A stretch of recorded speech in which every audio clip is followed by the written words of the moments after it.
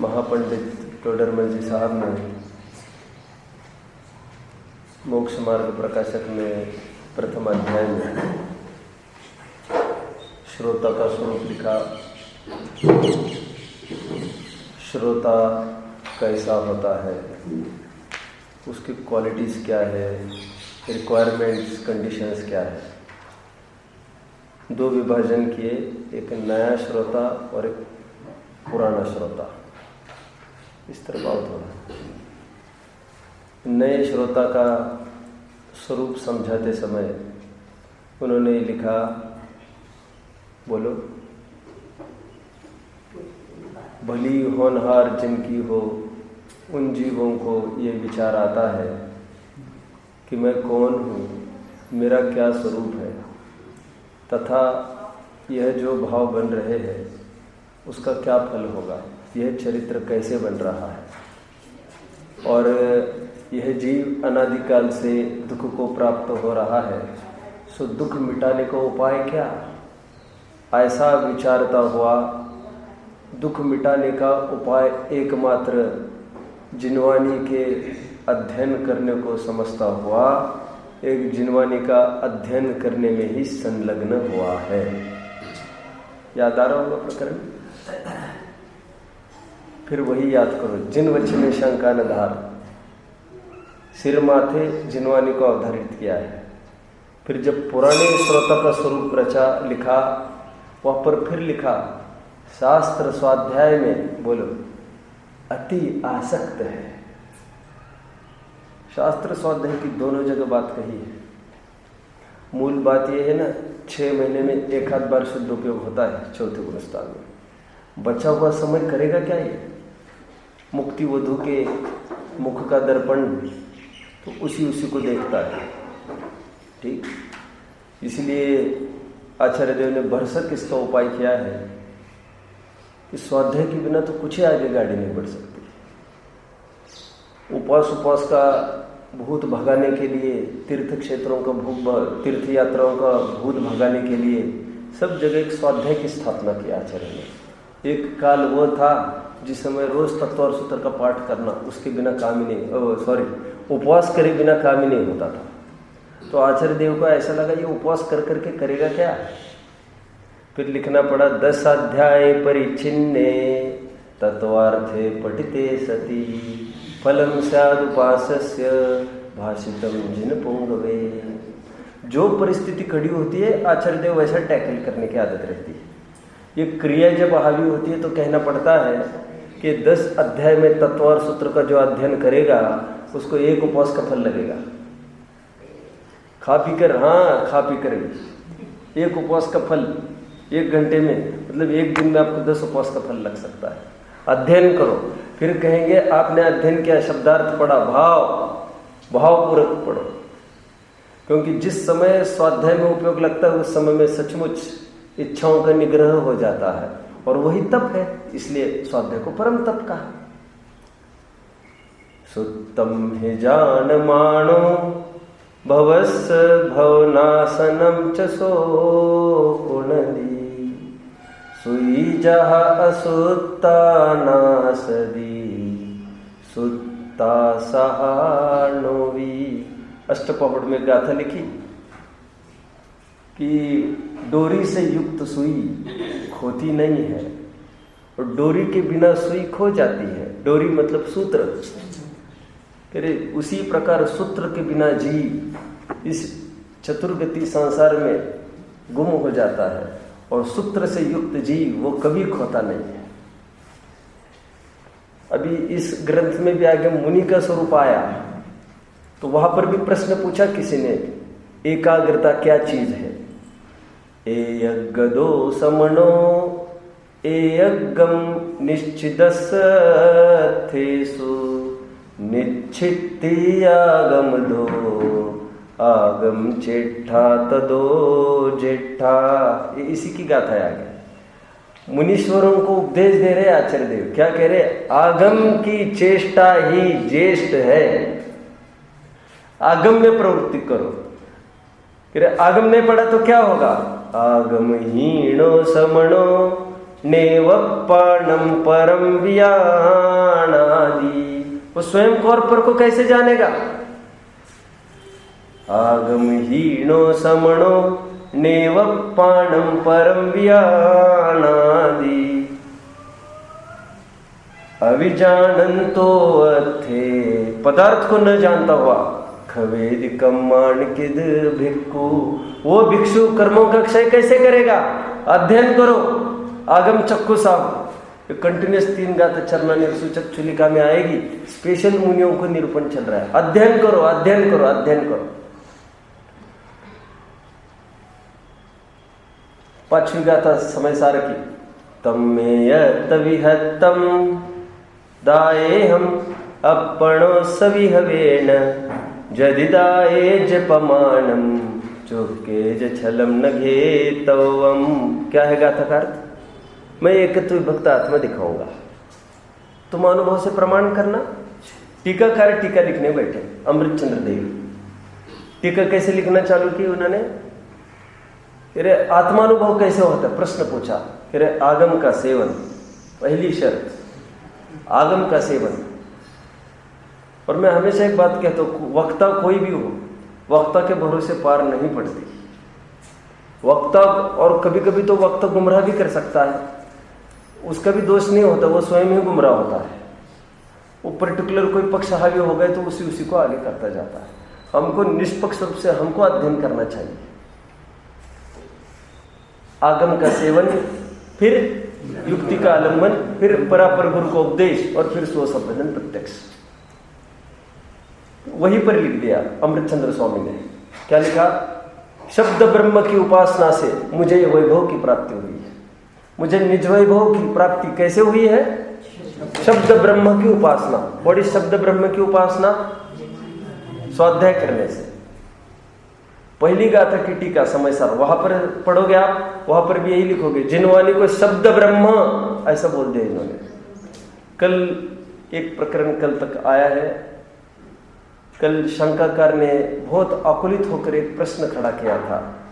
प्रश्न ये था कि बहुत छटपटाहट होती है आत्मा को जानने के लिए, बहुत प्रयास करते हैं, आत्मा पकड़ में नहीं आता। Is there any other alternative please?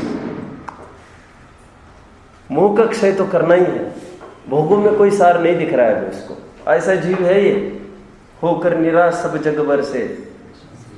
वो तो अनिवार्य शर्त है हमारी, सब जगह नैराश्य हो जाए तब जाकर यहाँ पर एंट्री मिलती है। और अभी बाहर कुछ दिखता है तो यहाँ पर आकर भी नहीं आए, बराबर ही है। तो वो कह रहा है कि बाहर विश्व में कुछ नहीं, हमने सब देख लिया है, लेकिन आत्मानुभव हमारे बस की नहीं है, हम क्या करें? डोंट वरी, दूसरा अल्टरनेटिव है। तो कल हमने पूरा फोकस किया था 1 घंटे। यहाँ पर लिखा था सद्धम सत्थम समधिदब्बम। शास्त्रों का भली भांति अध्ययन करो। तो उससे क्या होगा कि यदि मोह चयो, मोह का क्षय हो जाएगा। टीकाकार ने थोड़ी बात को संभाल कर फिर भली टीका में लिखा था, उपायांतर को कहते हैं। उपायांतर का अर्थ नया उपाय, ऐसा लोग करते हैं। तो उन्होंने भी किसी अपेक्षा से ऐसा किया, लेकिन फिर एक बात बोल रहे वे यहां पर, उपायांतर का अर्थ दूसरा उपाय ऐसा नहीं, उपाय का उपाय। उपाय तो वही रहेगा अपना, कौन सा? जो जान दिया पाणम मोह खलु जादित सलयम, जो आत्मा को जाने को मोह का क्षय होगा, उपाय तो वही है। उस उपाय तक पहुंचाने के लिए कोई है कह रहे है इसका सहारा लो, वो वहां तक पहुंचाएगा। कौन? जिन शास्त्रों का अध्ययन करो निरंतर। कल 86वीं गाथा हमने पढ़ी थी। अभी कुन स्वामी को लिखते लिखते ऐसा लगा, अभी देखो इसको भी छोड़ दे रहे हैं। अभी तक स्वाध्याय की महिमा की इन्होंने, और मैंने कौन से प्रकरण से जोड़ रहा हूं ये, इससे पहले हमने 69वीं गाथा पढ़ी थी जिसमें उन्होंने स्वाध्याय का खुलासा नहीं किया था, और सीधा ठेठ स्वाध्याय को इसलिए सेफ रखा है क्योंकि वे बिल्कुल वो रत्नत्रय के पासन में रखना चाहते थे उसको। लेकिन किसी को ये भ्रम हो जाए, क्या भ्रम हो जाए? क्या अध्ययन करने से ही होगा? कोई बात नहीं, लगे रहो, करेंगे, खूब अध्ययन करेंगे। मैं हमेशा इसलिए एक उदाहरण देता हूं कि एक जन अपने दोस्त को विदेश में दोस्त था और निरंतर उसको चिट्ठी लिखता था। बिछुड़ गए थे 10 साल पहले, अब वो विदेश में चले गए या भारत में रहे, मित्रता बराबर है, चिट्ठी लिखते जाते हैं। 10 साल हो गए निरंतर, और कैसे हो, कब आओगे, कैसा है, क्या है। अब वो एक बार बहुत अचानक सरप्राइज विजिट उसने दी, अब वो सामने आकर घर पे खड़ा है और ये उसी समय चिट्ठी लिख रहा है मित्र को, मेरे यार, मेरे दोस्त, मेरे मित्र, कैसा है, क्या है, बहुत याद आ रहा है, बहुत याद आ रहा है। सामने मित्र को देखकर भी कोई कह रहे अरे जिसके लिए लिख रहे हो सामने खड़ा है, रुक जाओ अभी मुझे चिट्ठी पूरी करने दो। कह रहे कितना मूर्ख है वो। तो कह रहे ये है स्वाध्याय। स्वाध्याय किसके लिए किया जा रहा था? आत्मानुभव के लिए। और जो आत्मानुभव को लुप्त करके भी अध्ययन में लगा है, कह रहे उसका वो प्रयोजन पर दृष्टि नहीं है। रीड बिटवीन द लाइन्स, हमेशा कहता हूं ना, रीड बिटवीन द लाइन्स मतलब लाइन्स के बीच में पढ़ने की आदत डालो। लाइन के बीच में क्या पढ़ना? वो जो गैप है बीच में, वो हमको कुछ कहती है। क्या कहती है? अभी जो पढ़ा है उसको विचारो। ऐसा अमृतचंद्र देव को कुन स्वामी को लगा कि ये ऐसा न समझ बैठे ये भोला आदमी, क्या कि स्वाध्याय भी एक नया उपाय है। तो उसके लिए गाथा लिखे 88वीं, तुरंत उसको भी एक बार देख लेते हैं। कहते हैं उपदेश सुनने पर भी कुछ शेष रहता है। क्या शेष रहता है हम देखते हैं।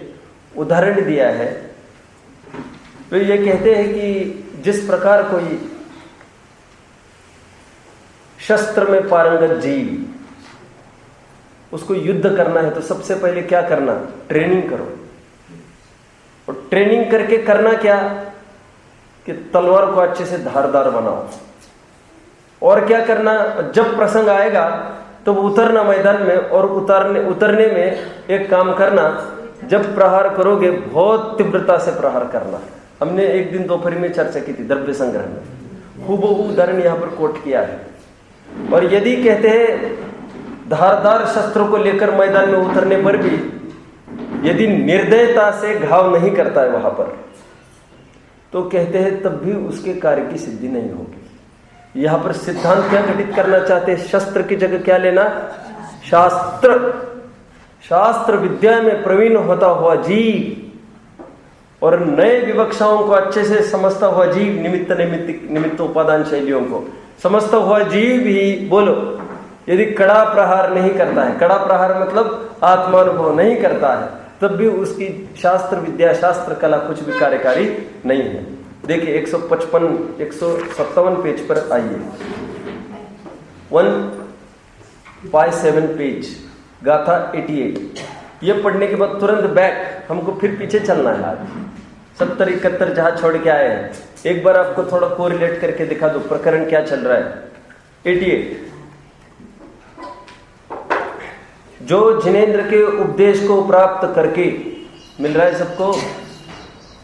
करके करके कहकर एक बात फलित हो रही है क्या?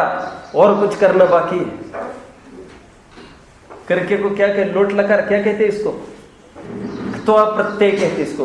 त्वा प्रत्यय व्याकरण में है ना मुक्ति। करके कृत्वा ऊपर शब्द पड़ा होगा कहीं जो भी हो। क्या ऐसा करके मतलब अभी कुछ शेष बचा है? क्या शेष बचा? अभी उपदेश तो कर लिया, रोजाना उपदेश सुन रहे, अभी तो आप बोल रहे थे। जो जिनेंद्र के उपदेश को प्राप्त करके आगे क्या बोल रहे हैं? मोह राग द्वेष को हंता है, वह अल्पकाल में सर्व दुखों से मुक्त हो जाता है। अभी मोह राग द्वेष को हनन करने की विधि फिर आत्मा को जानो, क्योंकि ये भी राग है ना। ऐसा लिखा पद्मनंद जी पंचविंशतिका में। क्या लिखा? शास्त्र स्वाध्याय में विचरण करने वाली बुद्धि, बोलो, व्यभिचारिणी है। व्यभिचारिणी समझते हो? अपने पुरुष को छोड़कर अन्य पुरुष की तरफ निगाह दौड़ाए, व्यभिचारिणी। उसी प्रकार कह रहे हैं बुद्धि है अपनी ज्ञान की, ज्ञान है आत्मा का, और विषय किसको बना रहा है? शास्त्रों को, पर को। यह भी पर है, पर यह कुशील है, व्यभिचार है। अपनी वस्तु को छोड़कर अन्य यहां वहां सुख की तलाश करना, यह भी व्यभिचार है। टीका पढ़ते हैं। इस अति दीर्घ सदा उत्पातमय, कैसे शब्दों का प्रयोग किया है? ये अमृतचंद्र शब्द के वाणी में बहुत वीर रस छलकता है, खास तौर पर प्रवचन सार की टीका। इसके लिए समय सार की टीका नहीं।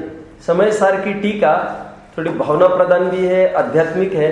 ये टीका में वीर रस बहुत छलकता है। देखो, इस अति दीर्घ सदा उत्पातमय संसार मार्ग में किसी भी प्रकार से जिनेंद्र देव के इस तीक्ष्ण असीधारा समान उपदेश को प्राप्त करके भी,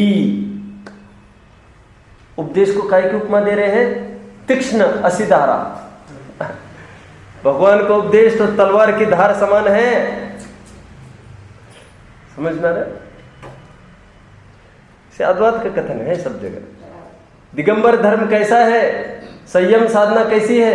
लोहे के चबाने बराबर है। लोग कह रहे थे बार बार, संयम साधना करना लोहे के चने चबाने बराबर है, और कम उम्र में तो और लोहे के चने चबाने बराबर। ये एक विवक्षा का कथन। और दूसरी विवक्षा का कथन, संयम साधना सुखद है, कोई लोहे के चने थोड़ी चबाने। अरे मैं तो ये कह रहा हूं, कोर को भी एकदम मैश करके दिया गया है, आपको पीना है, इतना सरल है संयम साधना। दूसरों से भीख मांगना कठिन है, और भीख नहीं मांगना सरल है। समझ में आता है? देखने का नजरिया है, नजरिया। एक जन ने मुझे पूछा कि, बोला कि आप जैनी लोग, फिर वे प्रवचन में भी आते थे, आप जैनी लोग थोड़ी गड़बड़ करते हो, अच्छी नहीं लगती। मैंने कहा क्या?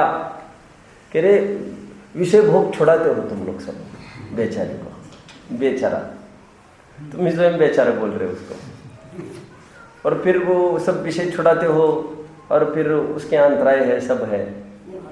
मैंने कुछ नहीं बोला उसको। मैंने फिर प्रवचन था मेरा, तो फिर मैंने प्रवचन में उदाहरण एक लिया। मैंने कहा एक लड़की, अरे बेचारी, उसका घर छूट रहा है।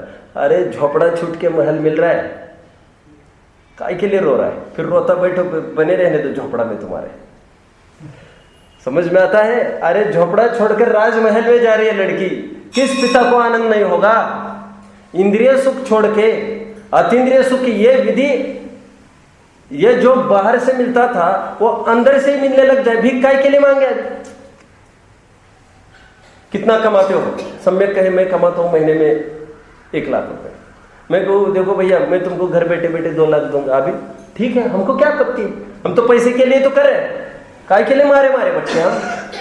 जो चीज हमको बाहर में कष्ट से मिलती है वो हमको अंदर से मिलने लग जाए बिना कष्ट के, अरे कौन नहीं चाहेगा उसको? बात तो ये विधि पता होना चाहिए उसको निकलने की विधि।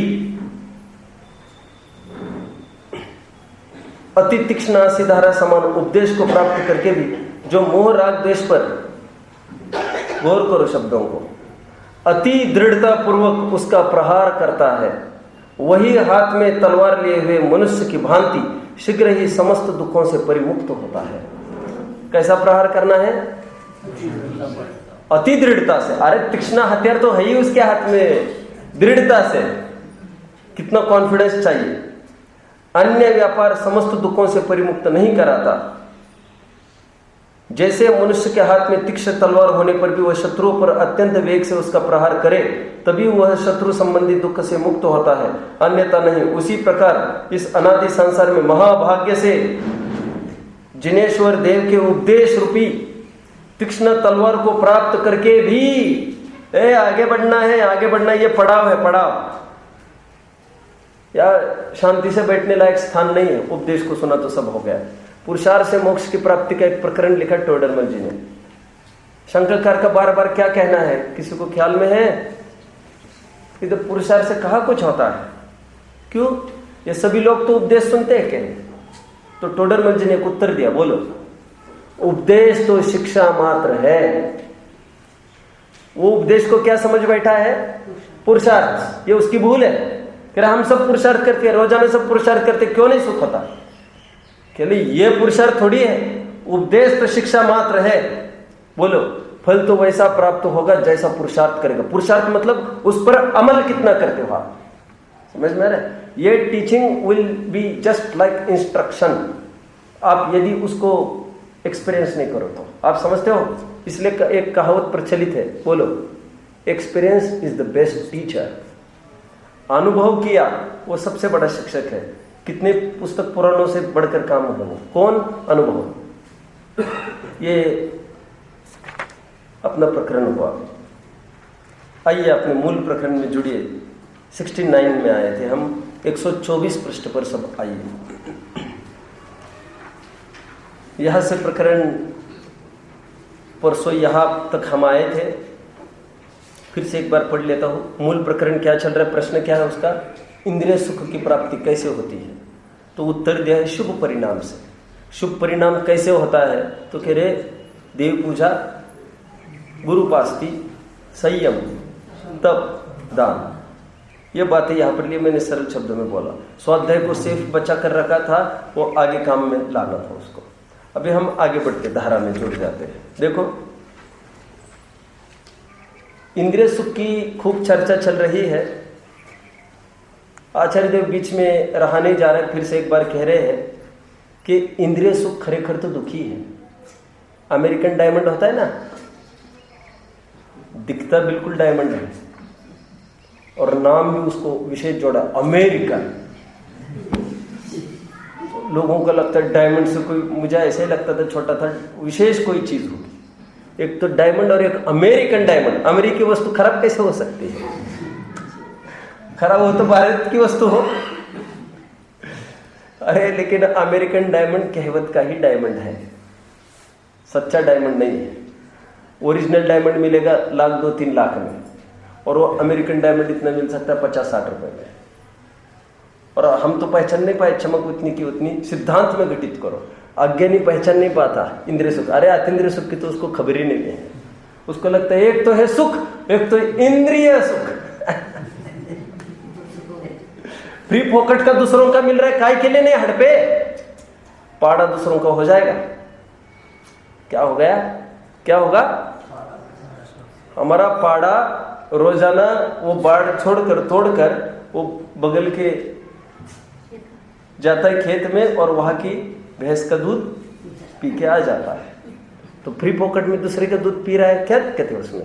पाड़ा। अपनी भैंस का दूध तो बच रहा है ना। नहीं समझ में आ रहा क्या है? इसके लिए वाशिंग में आना पड़ेगा फिर। समझ गए, समझ गए। मतलब मुंबई में रहना है।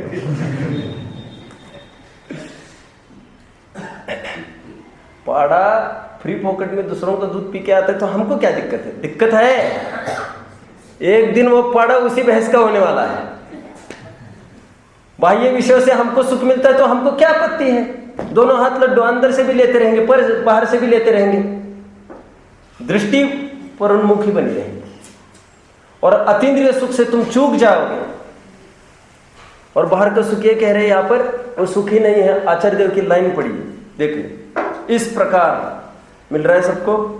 अंतिम लाइन 70वीं गाथा 126 पृष्ठ नीचे की लाइन। इस प्रकार इंद्रिय सुख की बात उठाकर अब इंद्रिय सुख को दुख पने में डालते हैं। क्या कर दिया अभी? फिर इसका इसमें डाल दिया फिर से।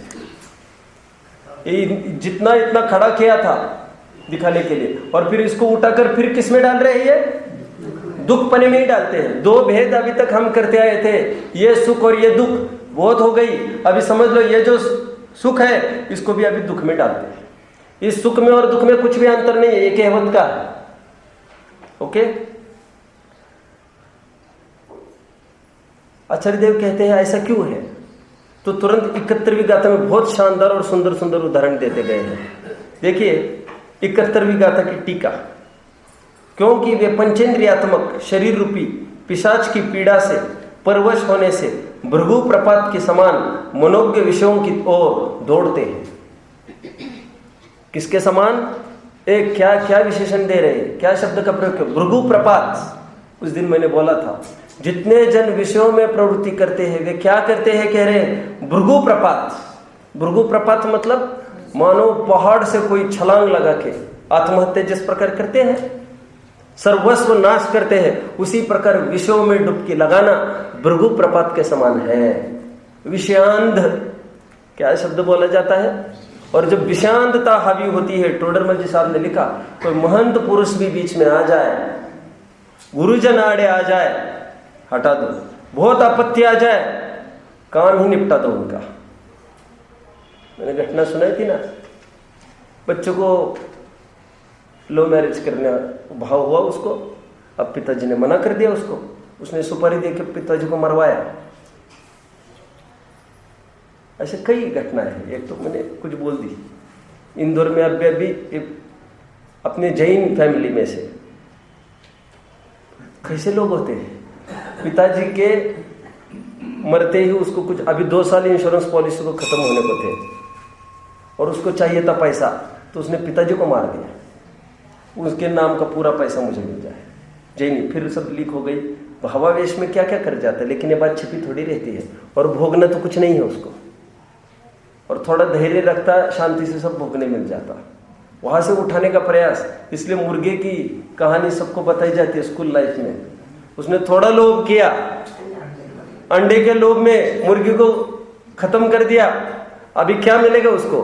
सोने का मुर्गा देती, सोने का अंडा देती थी वो, अभी क्या देती होगी, क्या करती होगी? समझ में आ रहा है? भृगु प्रपात क्या डाल दिया है यहां पर शब्द? पहाड़ से मानव विषयों में कोई छलांग लगाता है और फिर बिल्कुल नहीं देखता, अरे अपने जान की बाजी लगा देता है उस समय। बिल्ली के तो उदाहरण है, पीछे कितने डंडे खाती है, चूहे को नहीं छोड़ती है। और अच्छे अच्छे घर के लोग बिल्कुल लाज आबरू इज्जत को छोड़ के चाहे जो करने को एकदम उतारू हो जाते, फिर एकदम वे कहते दिखते हैं हमको दुनिया से क्या। और जो आज तक कितना संभालते थे, नहीं ऐसा नहीं वैसा नहीं वैसा नहीं, ये विषय की बात है, ये विषय के आसक्त हुआ जीव चाहे जो कुछ बोलता रहता है। समझ में आ रहा है क्या कहा? थोड़े दिन पहले ये अभी क्या हुआ पाकिस्तान में, आपको पता होगा नहीं होगा, कोई एक बहुत बड़ा पॉलिटिशियन और वो एक PSI वहाँ की, तो उसके अफेयर में पड़ गया। उसको देश ने मंजूर नहीं किया बिल्कुल। भर भर के अखबार, देखो पब्लिक पसंद नहीं करती है बात है। आप कितने ऊंचे पद पर हो, आप हल्का काम करते हो, नहीं शोभा देगा ये। उसको बोला, हटना पड़ा उसको अखबार में भर भर के, आप ये काम नहीं कर सकते आप। समझ रहे हो आप? मतलब विषय में प्रवृत्ति, पाकिस्तान की बात है ये, नहीं चलेगा ये काम। और गंभीर पद में ये शोभा नहीं देता। थोड़ी थोड़ी बातों से आप प्रभावित होते जाओ, अब कैसे देश का कल्याण कर पाओगे? क्या एक युद्ध के लिए राजा था, आसक्त था पत्नी पर, राजस्थान की घटना है।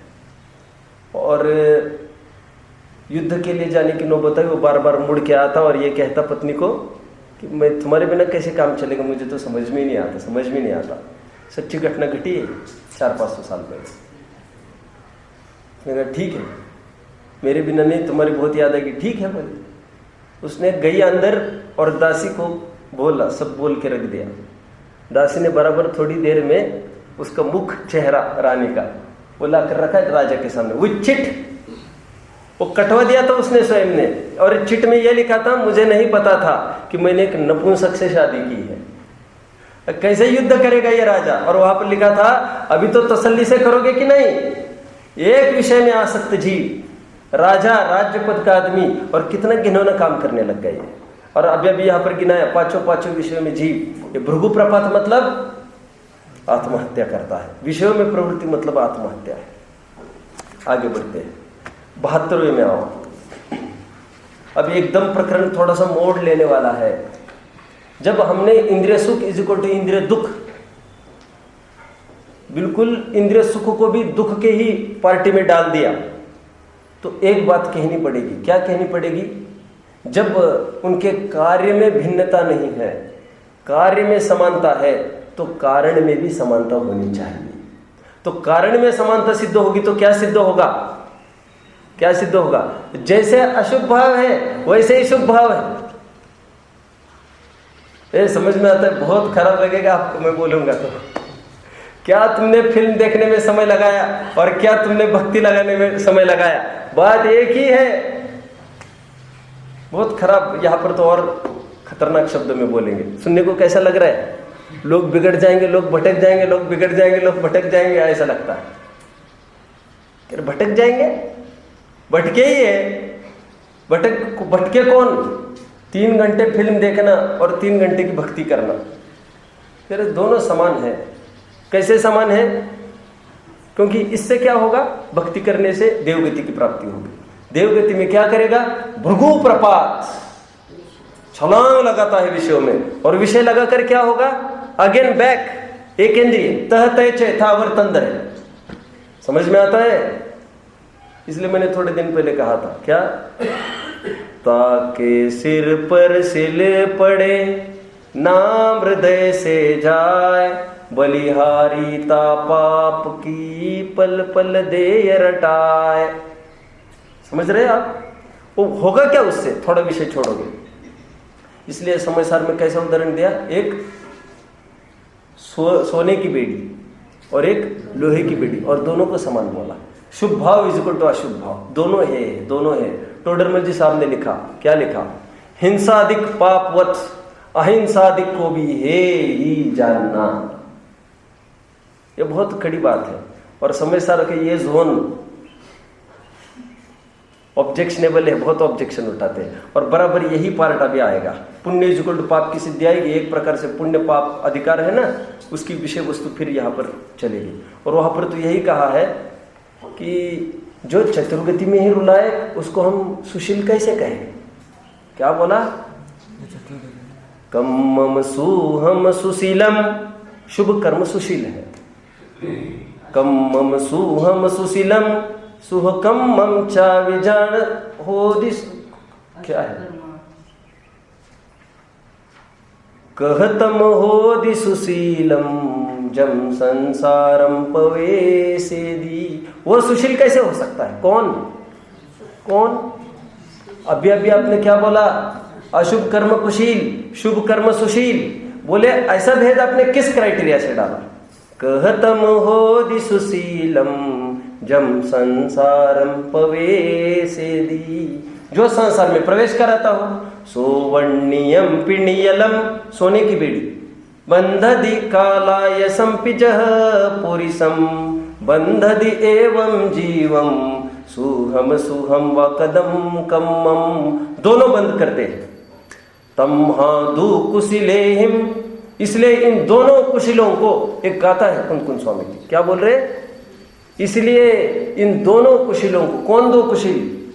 जिसको एक कुशिल की सील लगी है और जिसको सुशील की सील लगी है, ऐसे दोनों कुशिलों को हे जीवो छोड़ दो। क्यों? ये क्या करते हैं? साहीनो ही विनाशो, स्वाधीनता का घात करते हैं। लॉजिकली हम सिद्ध करते हैं अभी बात को। दर्शन को प्रश्न पूछता हूं, क्यों भैया हमको रेल में जाना हो, घंटा सफर है 10 घंटे का, बस में जाना हो, एक सीट खाली है जहां पर लेट के जा सकते हो, और स्टैंडिंग तो जा ही सकते हो, अब क्या पसंद करोगे? दर्शन क्या पसंद करोगे? घर पे पूछ के बताओगे? फिर क्या करना है? हाँ, लेट के जाओगे कि खड़े खड़े जाओगे? लेट के जाएंगे। उदाहरण है ये, अभी लॉजिक से हम सिद्ध करते हैं इस बात को। लेट के जाएंगे तो आराम तो मिलेगा, और खड़े खड़े जाएंगे तो आराम कैसे मिलेगा? स्टैंडिंग बस होगी तो उसको पहले नहीं तो यहाँ वहाँ झूलते रहोगे, ये तमाचा दे देगा, वो तमाचा दे देगा, ऐसा काम चलेगा क्या? तो उसी को ही लटकते ही रहो तुम रात भर, सोने का तो काम ही नहीं है। कौन पसंद करता है ऐसा जाना स्टैंडिंग में? लॉजिक देखो। लेकिन तुम्हारी दृष्टि उस तरफ नहीं गई है आज, तुम वर्तमान का ही आनंद देख रहे हो। हम ये कह रहे हैं उस आदमी के पास बहुत सारा सोना है। हम क्या कह रहे हैं? उस आदमी के पास बहुत सारा सोना है। बोलो अब कैसा ठीक है, लेट कर जाना कि खड़े खड़े जाना? लेट कर जाएगा तो आराम तो मिलेगा, और सुबह सुबह वो देखेगा कंगाल हो गए हो। और ये जो स्टैंडिंग जा रहा है ना आज, कहीं एक रात भर की समस्या है, और फिर कुछ नहीं होना, इसकी संपत्ति तो नहीं लूटनी। सिद्धांत में कौन गठित करेगा भैया? हूबहू सिद्धांत में लेट के जाना, स्लीपिंग मतलब क्या? स्वर्ग गति, देव गति। और स्टैंडिंग जाना मतलब नरक। लॉजिकली अभी सिद्ध कर रहा हूं, मैं करूंगा। नरक में जो भी जाता है वो स्टैंडिंग सामान है, वो तो निरंतर धक्के खाता है यहां से वहां से, और एक सेकंड की भी चैन फुर्सत नहीं है बेचारे को। लेकिन एक लाभ है इसमें। और दूसरी बात, वो जो स्लीपिंग मतलब वो एसी कोच में है, ये सब वहां पर वीडियो कोच सब कहां पर? वो देवगति में निरंतर सब भोगों की बातें चल रही है वहां पर, और बिल्कुल आज ने वहां पर भूख नहीं, प्यास नहीं, ठंड नहीं, बाधा नहीं, गर्मी नहीं, कुछ नहीं। लेकिन दूसरा पक्ष आप थोड़ा सा देखिए, ये नरकों में जब भी जी निकलता है, नरकों से ठुक ठुक पिट पिट कर सब कुछ वहां पर निरंतर जागृत तो रहता ही है। वो वहां से निकलकर वो जो संगी पंचेंद्रिय ही बनता है, पूरी सामग्री सुरक्षित रही है उसकी। पूंजी संगी पंचेंद्रिय पने की सुरक्षित, देवगति की थोड़ी सी लो, भोगी फल हो एक इंद्रिय, क्या इसमें लाली, क्या है वो? छह डाला की अब्बे भी बोली, जो विमान वासी हुथाय सम्यक दर्शन बिन दुख पाए, तह तय छे थावर तंधरे बैक। संपत्ति लुट गई है इसकी। कहा तो इंद्र, और कहां पर आ गए हैं? सीधा एक केंद्र में आ गए। समझ में आ रहा है? देखो मैं थोड़ा लोग का उदाहरण दूं। किसी के 5 लाख रुपए उधार लिए, 2 उपाय है उसके पास। क्या? एक तो चुपचाप लौटा देवे तो जेल नहीं जाएगा, लेकिन जेल की थोड़ी सी मार खाने की तैयारी हो उसकी 1-2 साल, तो 5 लाख नहीं दिए तो भी चलेगा। सब गुम हो गए, गुम हुए तो हवा खानी पड़ेगी, तैयार है। अब खूब डंडे खा के आना, वो अभी 5 लाख मांगने वाला नहीं है तुमको। गया डंडे खाए। मैंने क्यों कहा? संपत्ति सुरक्षित, उसके लिए उदाहरण दे रहा हूं, कोई न्याय नीति के लिए नहीं। नारकियों की संपत्ति डंडे खाने पर भी सुरक्षित रही है। कौन सी संपत्ति? नारकी जितने भी निकलते हैं संगी पंचेंद्रिय ही होते हैं, लेकिन देव सीधे एक इंद्रिय भी बन सकते हैं। और क्या क्या बन सकते हैं आप देख लेना। वो चित्र बना है, सचित्र 6 डाला है ख्याल में किसी को? उसमें क्या चित्र बना है कौन बताएगा? सचित्र 6 डाला में क्या चित्र बना है? आपको लगेगा मैं चित्र ही चित्र देखते रहता हूँ क्या? उसमें बहुत सेंस है, लॉजिक है। आपको कैसे पता चलेगा वो? कभी यदि आपके हाथ में चित्र हो, मेरे हाथ में चित्र हो, तो मैं उसको बताऊंगा बहुत अच्छे से। अभी तो थोड़ी बात बताऊंगा। वहां पर ये लिखा है इंद्र है, वो ऊपर से उड़ के आ रहा है नीचे, तो वहां पर लिखा है, वहां पर लिया है पूरा। एक पहाड़ है, पृथ्वी का एक बन सकता है, एक नदी बह रही है, जल का एक हो सकता है, और क्या है? वनस्पति है, वो वनस्पति का एक हो सकता है। ये तीनों ही हो सकता है, ये लॉजिक है उसकी। अग्नि का एक नहीं बनता वो, और ना वायु का एक बनता है देव मर के। वो 3, लेकिन एक इंद्रिय हो सकता है वो देव। हम उसको कहे, हम कैसे उनको देव। श्लोक वार्तिक में एक प्रकरण आया है, अच्छा प्रकरण है प्रारंभ में। वो ये कहते हैं कि यह जीव कितनी पराधीनता भोग रहा है, प्रकरण ये चल रहा है। उदाहरण ये दिया कि जिस प्रकार कोई हाथी है, जंगल में स्वतंत्रता से विचरता था और उसको एक खंभे से बड़ी साकल से बांध दिया। तो कह रहे जिस प्रकार वो स्वाधीन था और आज पराधीनता को भोग रहा है, उसी प्रकार ये जीव की हालत हुई है। एक और उदाहरण दिया, कोई श्रोत्रिय ब्राह्मण मतलब वेद वेदांग में पारंगत, थोड़ी सी वेश्या के इशारे से वो बराबर गाफिल हो गया, उस तरफ चला गया। तो कह रहे उसकी सब भी मिट्टी पलित हो गई पूरी बुद्धिमत्ता की। उसी प्रकार यह जीव इस दुर्जन शरीर के वशीभूत आकर वो पराधीन हो रहा है। शंका पूछी शंकाकार ने, ये तो मनुष्यों में घटित होता है, ये देवों में कहाँ घटित होता है? वहां का शरीर की तो कोई बात ही नहीं, वहां का शरीर तो दुर्जन है ही नहीं। पक्ष अव्यापक ऐसा उन्होंने दूषण लगाया कि ये आपका मतलब अतिव्याप्ति दोष से दूषित, अव्याप्ति कि अव्याप्ति दोष आ रहा है इसमें, उनके शरीर से तो कोई पीड़ा नहीं है देवों के। तो आचार्य देव ने कहा, तुम्हें पता है क्या कितनी पीड़ा है? अंत में बिलखे 6 मास कहे हम, और निरंतर ये एकदम फियर, एकदम उनको भय सा बैठ जाता है, एकदम सब जाने लगते। मैंने कहा था ना, अंधेरे के बाद उजाला सबको बर्दाश्त है, उजाले के बाद का अंधेरा किसी को बर्दाश्त नहीं है ना। हार के बाद जीत सबको अच्छी लगती है, लेकिन सैकड़ों जितनी ज्यादा बार जीता हो और अभी एक हार भी उसको आत्महत्या को पहुंचा सकता है जाकर। अब कह रहे एकदम ऊपर से एकदम नीचे लैंड होना है, उसको शास्त्रीय भाषा में कहते हैं, कहा तो अभी तुम 7वें गुणस्थान में झूलते थे और ऊपर कहाँ जाना पड़ेगा तुमको? कहा ज्यादा हो तो कहा, अरे बोलो ना 4था गुणस्थान। क्या अच्छा हुआ कह रहे हैं, कहा अच्छा हुआ? कोई स्कूल में, बोलो ऐसी स्कूल बनी नहीं है वैसे अभी तक, लेकिन अपन ऐसे बना सकते हैं स्कूल यहाँ पर। कैसे? कोई स्कूल में चलते चलते फेल हो जाए, उसको कैसा लगता है उसी स्कूल में रहे। और कोई ऐसी स्कूल हो, कल्पना करो 7th में से 8th में तो नहीं जा पाए और उसको एकदम 4th स्टैंडर्ड में लाकर रख दे, क्या अनुभव करेगा वो? 7 से 4th स्टैंडर्ड में आया है वो, कह रहे यहाँ पर 6वें 7वें गुणस्थान में झूलने वाले मुनिराज, और अभी कहाँ पर चले गए? अच्छा हुआ क्या बोलते रहते तुम? और अभी तो सुन, अभी तो कुछ ही नहीं हुआ है, अभी तो 4थे में ही गए हैं, तो जस्ट आगे देखते जाओ क्या होगा, क्या होगा आगे। अरे अब वहां पर नहीं संभले विषयों में, चारों तरफ विषयों का आकर्षण है और थोड़े गाफिल हो गए, ये गए फिर तय 6 और फिर पहले स्टैंडर्ड में आ जाएंगे, पहले गुणस्थान में, और फिर यहाँ पर भी पहला मिलेगा उन्हें इंद्रिय। ये इतनी खतरनाक है ये भोगों की, भोग हमको गाफिल रखते हैं। इसलिए प्रतिकूलता में हमको कोई कहे भाई चलो धर्म ध्यान, हमको तुरंत रुचती है। अनुकूलता में करो, देखो उनके हाथ ऐसे हिलते हैं, कुछ नहीं, इतना स्पीड तो या सांस लेने को फुर्सत नहीं, तथास्तु सांस लेने को भी फुर्सत नहीं होगी। एक श्वास में 8वें भाग ही चालू हो गए, निगोद। अरे समझ में आता है? ऐसा हाथ हिलता है उनको, ऐसा लगता है ये कैसा परिणाम है, आप समझ रहे? उनको बोले थोड़ा स्वाध्याय में, एकदम नहीं। अरे भगवान का मुखड़ा देखने को आना है इनको, समझ में आता है? ऐसा लगता है कैसे होगा। गुरुदेव एक सभा में बैठे थे, उनको किसी ने आकर बोला, सभा के बाद एक बात होती थी भैया, देखो कैसी शैली थी गुरुदेव की।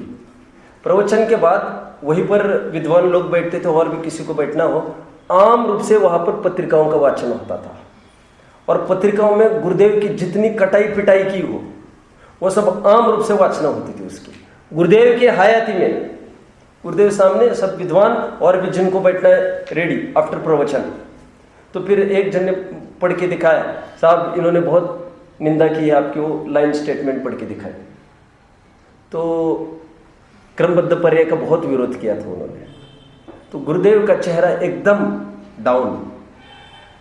तो लोगों ने उनको ये कहा, क्योंकि विद्वान एक से बढ़कर एक मातब्बर विद्वान थे, फुलचंद जी वगैरह जैसे, अब उनको क्या है, सब ग्रंथों का लोडन किए वाले, उनको सैकड़ों आधार दे देकर समझाए, वही धंधा है। कह रहे क्या चिंता है इसमें, सब कह रहे आगम विरुद्ध बात है, अपन बराबर कर देंगे स्पष्ट।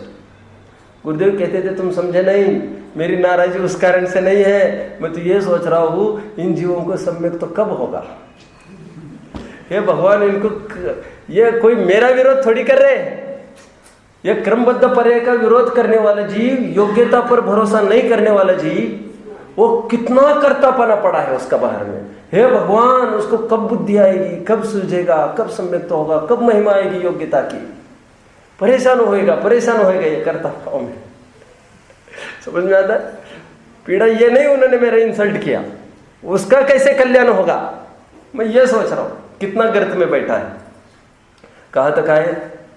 वो शुभ भाव भी है, नहीं चाहिए हमको ऐसा पुण्य। कौन? जो पुण्य थोड़ी सी अनुकूलताएं देवे, फिर घमंड मान कषाय देवे, और घमंड मान कषाय में फिर तो वहां पर भोगोगे, फिर क्या करोगे? फिर दुर्गति में आओगे। नहीं चाहिए ऐसे पुण्य। ता पुण्य अम्म मां वो, ऐसे पुण्य हमको नहीं चाहिए। जिससे क्या होगा? पुण्य से गाफिल होगा, विषय में रमण करेगा, विषय में रमण करके क्या करेगा? फिर दुर्गति में आएगा। ऐसा पुण्य हमको नहीं चाहिए। देखो, गाफिल होने के लिए जो कर्मचारी है ना हमारे दुकान में, वे गाफिल नहीं हो सकते विषयों में। हमारे पास सब जगह साधन उपलब्ध है, गाफिल हम हो सकते हैं। उनके पास क्या रोजी रोटी है, मुश्किल से वो जितना कमाते उतना, बच्चे हैं सब मिल बांट कर खत्म, फिनिश। उनको तो विकल्प भी नहीं आता। उनको तो बहुत हो महीने भर में एक फिल्म देके हो गया उनका काम। लेकिन हम अपने को बहुत वांछा सता सकते, इतना मटेरियल होना, इतना ड्रेस होना, इतनी घड़ियां होना, इतने शूज होना, इतना ही होना, उतना ही होना। पुण्य गाफिल करता है। और जितना ज्यादा परिग्रह, मैं अच्छा कंसेप्ट बताऊं आपको। देखो, सुनो सब, सुनो, अच्छी बात बताता हूं सबको। अपने यहां बहुत अच्छी बात लगेगी आपको, लॉजिकली विचारना। मैं पहले इतना बता दूं आपको, मैं हमेशा एक जगह बात कहता हूं, वो एक बात यहां पर भी पहले कभी कही होगी। मैं कहता हूं कि हमने मोहब्बत में मुसलमानों को बहुत बदनाम किया है, हिंसक कहकर। जबकि महावीर ने 5 पाप कहे थे, हमने 5वां पाप उठा लिया, उन्होंने पहला पाप उठा लिया। हम कहते हैं वे छू जाए तो स्नान कर लो, मर्यादा। कभी ये भी दिन आना दूर नहीं है, वे कहेंगे जैने हमसे छू गए, जा रहे हैं हम स्नान करने। वो भी दिन आएगा, गधा कहेगा आदमी हमको छू गए, चलो नहाने। सुअर कहेगा आदमी हमको छू गए, चलो नहाने। क्या हमको कोई साधारण समझते हो क्या? पशुओं को क्या समझ रखा है तुमने? मैंने उस दिन कहा ना, क्या अक्सर मनुज किया करते हैं नर में पशुता का आरोप, गधा कहीं का। मैथिली शरण गुप्त ने क्या बोला?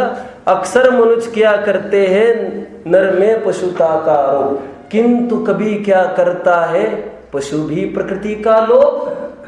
प्रकृति, उसने तो कभी प्रकृति का लोप नहीं किया बेचारे ने। मैं मनुष्य को सुरत्व की जननी भी कह सकता हूं, किंतु किसी नर को पशु कहना मैं कभी नहीं सह सकता हूं। ओके, हमने क्या माना है? वे बहुत हिंसक है, बहुत हिंसक है। जबकि मैं हमेशा एक बात कहता हूं, वे हिंसा करने को क्यों उतारू हुए हैं? आज बेचारों के खाने के लिए मोहताज है। हमने कितनी कितनी पीढ़ी का इकट्ठा कर रखा है, वहां पर तांडव नहीं होगा तो क्या होगा? हम कोई कम जिम्मेदार नहीं है इसके लिए। ये समझ में आता है? कहने को हम बिल्कुल एक मच्छर को नहीं मारते, लेकिन इतना बटोर कर रखा है हमने, उसके पीछे मार काट छाट चल रही, चलेगी वो दिन दूर नहीं। मैंने कहा ना, घर में घुस घुस के काम होगा। मैं ये नहीं कह रहा तैयारी करो अभी उसके लिए, ये होना ही है। प्रकृति हमेशा समानता को ढूंढती है। समझ में आता है? इतनी क्या कहना चाहिए, खाई इतनी बढ़ती जा रही है between the riches and the poors. हमने सब हिस्ट्री एंड सिविक्स में पढ़ा था ये। और कम्युनलिज्म केवल इस बेस पर खड़ा होना चाहता था कि डिस्ट्रीब्यूशन सब में समान रूप से विभाजित किया जाए सभी संपत्ति को। हालांकि वो हो नहीं सकता, और उससे आलस्य आदि बढ़ने की भी बहुत समस्या है। लेकिन यह कौन सी पॉलिसी हुई? इसलिए जैन दर्शन की महिमा देखो, उन्होंने 5 पाप कहे कहते समय। एक तरफ चोरी को रखा है, एक तरफ परिग्रह को। हम गौर से विचार करेंगे दोनों का अंतर, तो जो है कहना कौन 2 नंबर से कमाते हैं? हम सब वाइट। तो कहते भैया तुम दूसरे पाप से तो बच गए, तीसरे पाप से। चोरी तो तुमने की नहीं, लेकिन तुमने 5वां पाप का स्वरूप समझा है कभी? 5वां पाप 2 नंबर की बात नहीं है, वो सब टोटल 1 नंबर में भी। लेकिन भूख से ज्यादा तुम इकट्ठा किया, कोई भूखा रहेगा उसी के बल पर यह अनाज होगा। हमने गोडाउन में जो इतना स्टॉक किया है, आप समझ रहे हैं? क्योंकि अनाज तो उतना ही है, सीमित खाने वाले उतने ही है। अब कितनी खाई बढ़ गई, एक के पास कितना और एक के पास कुछ ही नहीं। यह परिग्रह भी अपने यहां बराबर का पाप बताया गया है। उसमें वैसा पाप नहीं है कुछ गवर्नमेंट के अनुसार। सुनो, हिंसा, झूठ, चोरी, कुचिल को तो गवर्नमेंट पाप बोलता है, परिग्रह को वो पाप नहीं बोलता है। अब कितना भी कमा सकते हो, अब उसका टैक्स देते जाइए, और 2 नंबर का, मतलब वो सब उसकी लिमिटेशंस में। लेकिन जैन दर्शन ऐसा नहीं बोलता है। हमारा परिग्रह की तरफ ध्यान नहीं जा रहा है अभी। मैं ये कह रहा हूँ, परिग्रह मतलब हमारे भूख पेट से ज्यादा लेना।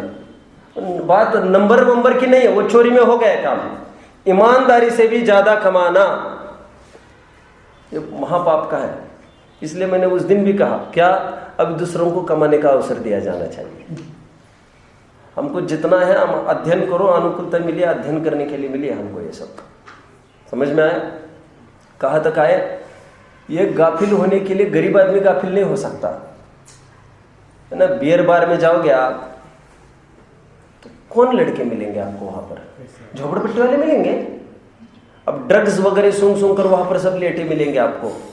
आज कॉलेजेस में जाओ, पूना में राउंड लगाओ, मुंबई में कहीं भी राउंड लगाओ, तो किन के बच्चे मिलते हैं आपको? गरीबों के पास है क्या? तो ये है बेटा, यही 10वीं कर लेना, फिर अपने को सामने होटल हो, मैंने उससे बात करके रखी, काम देता हूँ बोला है, 10वीं नहीं बनती तुम तो वहां जाना है कल से। तो सुबह से लेकर 6 बजे उठता है, नहीं आया, मालिक बोलता है चल निकल, तो उसको 6 बजे वहां पर रिपोर्ट करना है। हमारा तो 8 बज सकती है बिछाने में, उसके 8 नहीं बज सकती गरीब की। उसको तो 6 बजे वहां पर रिपोर्ट करना है और 10 बजे तक मेहनत करना है, उतना ही मिलना है। कितना? जितना रोजी रोटी की व्यवस्था हो उसकी। उसके लिए कहा ऐश्वर्य के लिए, व्यसन होने के लिए कहा उसके पास अवसर है। वो कोई अमीर नहीं उसको व्यसन लगाया हो, कदाचित तो लगाया। आप समझ रहे हो? गाफिल होने के अवसर वो अनुकूलता वालों की विशेष है। टोडरमल जी साहब ने एक दुख का निरूपण किया, इच्छा का। कौन सी इच्छा बोलो? चौथी इच्छा। 4 इच्छाओं में चौथी इच्छा एक पुण्य इच्छा, पुण्य वाली इच्छा। वो गरीब को नहीं हो सकती, जिनके पुण्य का उदय है उनकी हो सकती है इच्छा। समझ में आता है? बहुत बड़ी बात है। भोगने की सब सामग्री है और थोड़ा भोगने जाओ तो उसका फल बहुत खतरनाक है। यह है सब प्रलोभन अपने सामने। हम जितना संयम रख सकते हैं, बल्कि ये तो संयम ही का फल है जो सामग्री हमको आज मिली है। और आप इसमें असंयम करोगे और फिर उपचार से भी कहो, भाइयों में बंटवारा करना चाहिए हमको इसका। और भाइयों में मतलब जो साधर्मी है सब धर्म में लगे, संलग्न हो जाए। देखिए, आइए यहाँ पर हो गया है वैसे टाइम तो। देखिए ये 72वीं गाथा देखिए, 72।